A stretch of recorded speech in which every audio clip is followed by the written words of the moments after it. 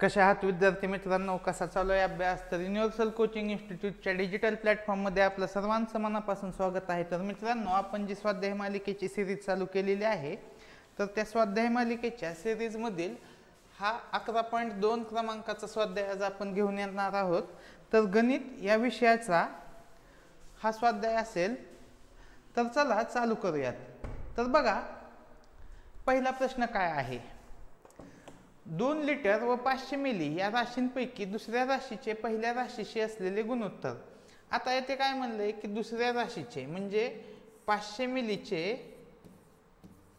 2 litre, बघा येथे milli आहे आणि इथं काय लिटर आहे. तर 500 मिलीचे 2 लिटरचे असलेले गुणोत्तर शोधायचे. आता येथे काय मिलीलिटर आहे, येथे काय आहे लिटर आहे. म्हणजे आपल्याला दोन्ही युनिट कसे पाहिजेत? सेमच पाहिजेत. गुणोत्तरामध्ये बघा जे युनिट असतात ते आपल्याला काय करावं लागतात? सारखे करावं लागतात. तर बघा काय येईल आपल्याला? लिटरचं मिलीलिटरमध्ये करणं सोपं जाईल. म्हणजे काय येईल? 500 भागिले 2000. मग काय आलं उत्तर?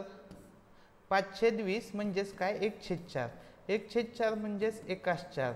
पर्याय क्रमांक 2 आपल्या प्रश्नाचे उत्तर आलेले आहे. पुढील प्रश्न बघा, 24 मिनिटांचे 72 सेकंदाशी असलेले गुणोत्तर. मग येथे पण बघा की मिनिट दिलेला आहे आणि दुसरं काय दिलेलं आहे? तर सेकंद दिलेला आहे. तर मला सांगा, मिनिटाचं सेकंदामध्ये गुणोत्तर करणं सोपं असतं, ठीक आहे?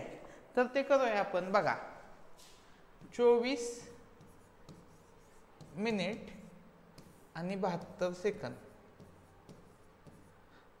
आता 1 मिनिट म्हणजे किती सेकंद? 60. म्हणजे 24 गुणिले किती आलं? 60 भागिले 72. 24 त्रिक 72, 3 दुने 6. म्हणजेच काय आलं गुणोत्तर? 20:1. पर्याय क्रमांक 3 आपल्या प्रश्नाचे उत्तर आलेले आहे. बघा असे सहज आणि सहज सोपे सुटणारे प्रश्न आहेत हे. पुढील प्रश्न बघूया आपण. प्रश्न क्रमांक 3. आता अ व ब यांच्या पगाराचे गुणोत्तर 3:4 आहे. तर अ व ब यांच्या पगाराचे गुणोत्तर 3:4 आहे, ठीक आहे? अ व क यांच्या पगाराचे गुणोत्तर 1:2 आहे. आता अ सोबतच आहे अ आणि कोण आहे? क. अ आणि क चं गुणोत्तर किती आहे? 1:2. तर अशाही पद्धतीने लिहू शकतो. बघा आता ब ला किती पगार आहे? ब ला पगार 32,000 असेल तर अ ला ब पेक्षा किती रुपये कमी पगार मिळतो? तर बघा अशा पद्धतीने ज्यावेळेस प्रश्न येईल तर तो कसा लिहायचा? तर लक्षात घ्या,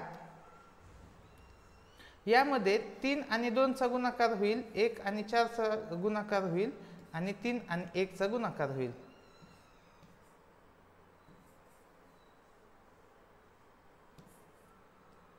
बघा हे अशा पद्धतीने हा हे रेशो येईल की क अ आणि ब चं गुणोत्तर काय आलं? 6:3:4. आता ब ला किती पगार आहे? 32,000. 4 म्हणजे किती आलं? 32,000. 4 म्हणजे 32,000. म्हणजे एकाची किंमत किती आली? 4 ला कितीने गुणावं लागलं? 8,000 ने.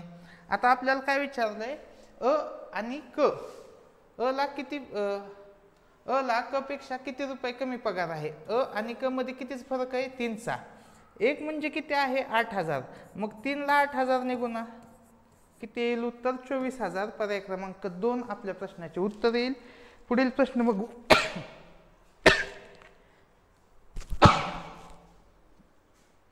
प्रश्न क्रमांक 4 बघूयात आपण. तर प्रश्न क्रमांक 4 बघा,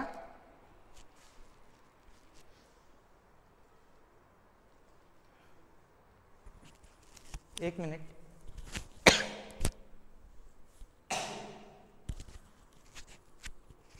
बघा राम व श्याम यांनी आपले भांडवल 2-3 वर्षाच्या मुदतीत गुंतवले. त्यांच्या नफ्याचे गुणोत्तर 3:2 आहे. तर त्यांच्या भांडवलाचे गुणोत्तर किती? तर ह्याची लिहायची पद्धत असते कशी? बघा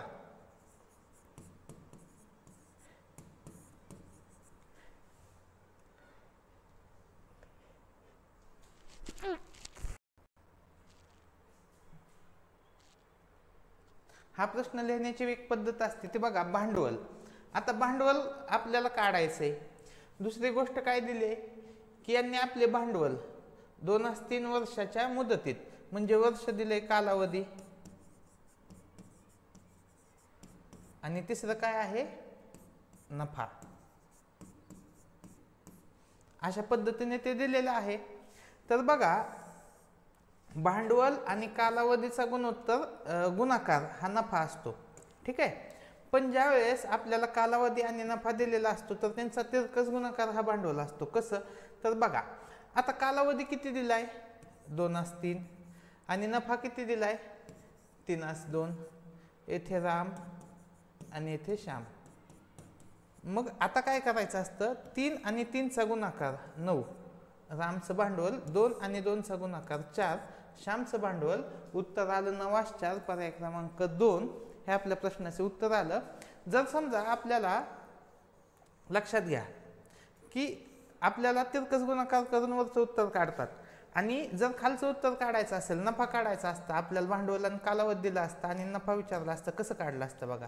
9 आणि 2चा गुणाकार किती झाला 18, 4 आणि 3चा गुणाकार किती झाला 12, 18-12 म्हणजेच ह्याला 6ने भाग जातो दोन्हीला, म्हणजे 6×18 6×2=12. उत्तर आलं 3-2. आपल्याला पण 3-2 दिलं. तर अशा पद्धतीने हे प्रश्न सुटतात. बघा अजून एकदा लक्षात घ्या, रिपीट बघा वाटल्यास हा क्वेश्चन मी कसं सोडवलंय की आपल्याला बघा कालावधी विचारला असता आणि हे 9-4 दिलं असतं तर आपण काय केलं असतं 9 आणि 2चा गुणाकार 9×2 किती आलं 18 आणि 3 आणि 4चा गुणाकार 3×4 किती आलं 12. ठीक आहे. 9 आणि 2चा गुणाकार आपण काय केलं असतं 9 आणि 2चा गुणाकार येथे लिहिला असता आणि 4 आणि 3चा गुणाकार येथे, मग हे आलं असतं 2 असतील. तर अशा पद्धतीने हे गुणाकार चालत असतो. असं तिरकस गुणाकार करायचा असतो. बघा 3 आणि 3चा गुणाकार येथे लिहायचा, हे जे खालचं 3 आहे 3च्या डोक्यावर वरची संख्या लिहायची 3×9 आणि 2×4. हे अशा पद्धतीने सॉल्व्ह करा, सोपं जाईल. पुढील प्रश्न बघूया आपण. 2.7 डेकालिटरचे डेसिलिटरचे असलेले गुणोत्तर किती. तर आपल्याला माहिती बघा kilo, hecto, deca, litre, deci, centi, milli. मग बघा काय विचारलंय आपल्याला 2.7 डेकालिटर, हे ते 2.7 डेकालिटर आणि 45 डेसिलिटर, येथे आलं 45. म्हणजे 270ला 45 किती, 270 भागिले 45, 45नेच भाग जाईल 8×1 असं 6×1 असं उत्तर येईल. पर्याय क्रमांक 3 आपल्या प्रश्नाचे उत्तर येईल. पुढील प्रश्न बघा. एक रेल्वे ताशी 160 किमी वेगाने 4.25 तासात काही अंतर जाते. म्हणजे 160च्या स्पीडने 4.25 म्हणजे 4.25 तासात काहीतरी अंतर कापते. जर रेल्वेचा वेग 104 पट कमी केला, असा आहे ते आपलं ते राहिलेलं आहे टाईप करायचं. रेल्वेचा वेग 104 पट कमी केला. आता 160चा 104 पट किती आलं 40. मग रेल्वेचा वेग 160 वजा 40 किती आला 120. म्हणजे रेल्वेचा नवीन वेग किती आला 120. आता नवीन वेगाने तर तेवढ्याच वेळात, आता तेवढाच वेळ म्हणजे 4.25, 120 गुणिले 4.25 12×4=48 आणि 120/25 म्हणजे 30. उत्तर आलं 510, 480, 30. पर्याय क्रमांक 1 आपल्या प्रश्नाचे उत्तर येईल. पुढील प्रश्न बघा. पुढीलपैकी कोणत्या संख्यांचा गट प्रमाणात आहे. तर पहिली संख्या आणि शेवटची संख्या यांचा गुणाकार आणि मधल्या दोन संख्यांचा गुणाकार काय असतो समान असतो. 20×5 100, 10 आणि 15चा गुणाकार किती आला 150, म्हणजे हे प्रमाणात नाही. ह्यांचा गुणाकार आला 500, यांचा गुणाकार आला 400, हे नाही प्रमाणात. यांचा गुणाकार 100, यांचा पण गुणाकार 100, हे प्रमाणात. यांचा गुणाकार 400, यांचा गुणाकार 600, हे प्रमाणात नाही. उत्तर आलं पर्याय क्रमांक 3. पुढील प्रश्न बघूया. 4 संख्या प्रमाणात आहेत, त्यांची अंतपदे 2 आणि 54 आहेत. मग 2 आणि 54 यांचा गुणाकार किती आला 108, बरोबर. मग मध्यपदाचा पण गुणाकार काय येईल, मध्यपदाचा पण गुणाकार काय येईल 108 येईल. मग कोणत्या संख्यांचा गुणाकार 108 येतो बघा, 12 चौक 48 हा गुणाकार येणार नाही. 12 आणि 36चा गुणाकार 108 पेक्षा खूप मोठा येईल. 18 सक्का अष्टोदर्शे पर्याय क्रमांक 3 आपल्या प्रश्नाचे उत्तर आलं. 27ची 9 पट पण 108 येत नाही. तर आजच्या लेक्चरमधला हा शेवटचा प्रश्न. तर बघा, व्हिडिओ आवडल्यास व्हिडिओला नक्की लाईक करा, व्हिडिओ शेअर करा तुमच्या मित्रांपर्यंत. खूप मी मित्रांना बघतोय की खूप सारे मित्र व्हिडिओ बघतायत पण लाईक करत नाहीत व्हिडिओला आणि शेअर पण नाहीत करत, आणि चॅनल पण सबस्क्राईब करा. पुढील आता हा शेवटचा प्रश्न आहे तो बघूया. एक मिश्र धातूच्या गोळ्यात तांबे आणि कथील, बघा काय दिले, तांबे आणि कथील यांचे प्रमाण किती दिलंय, 86ला 14. ठीक आहे.